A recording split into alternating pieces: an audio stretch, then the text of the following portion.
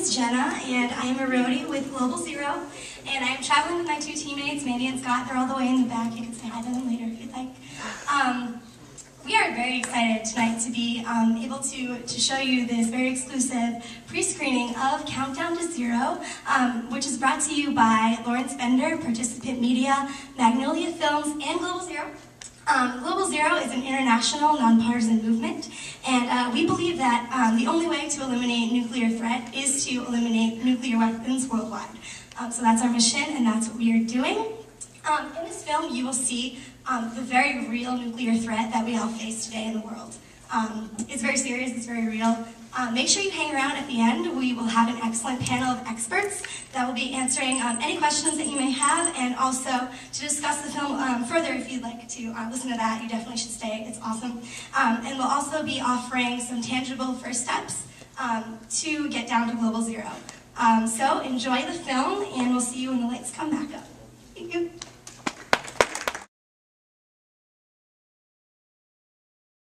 I really liked the film, but I think on one hand, while the film was really convincing to me that this is like a pressing issue, it also convinced me that this is a pressing issue that's really difficult to be solved, right? Like a lot of countries already have the capabilities to build these weapons.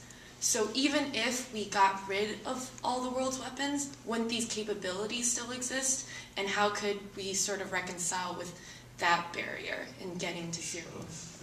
Making of a nuclear bomb back into the bottle, but you can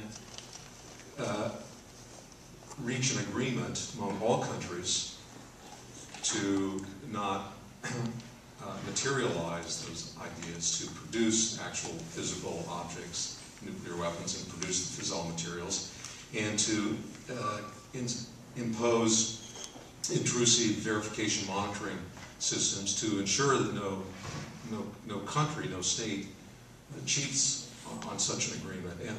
And we would be building on a very, very strong baseline of capabilities for monitoring and verifying an effort along those lines.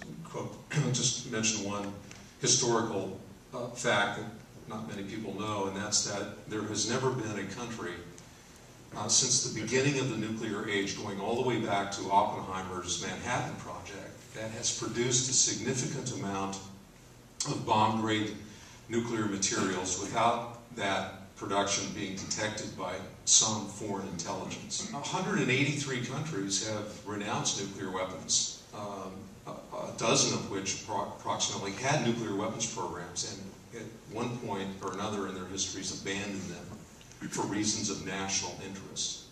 We think that if every country that remains that has nuclear weapons, and that's 8.5 if you count Korea, North Korea as a half, really went through this net assessment of the liabilities and benefits of nuclear weapons, and there are some perceived benefits, for sure, and that calculation varies from country to country, the benefit of deterrence. But you do that calculation, and every country should reach the conclusion that it's in their national interest to limit it. The kind of opinion leaders that Bruce was just talking about who have come to the idea that we need to move toward Global Zero. It's also the President of the United States, the President of the Russian Federation. The two countries with 96% of the weapons in the world have explicitly endorsed the idea of going to Global Zero. And they didn't just endorse the idea, they endorsed the idea a year ago, and 2 weeks ago, 1 year after they endorsed it, they signed the first significant arms reduction treaty in 2 decades.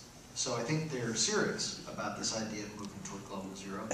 And why do they, as the people who are responsible for securing their national borders and their publics, choosing this? Precisely because they believe that the only way to prevent, ultimately, nuclear terrorism and the further spread of nuclear weapons is to move toward zero.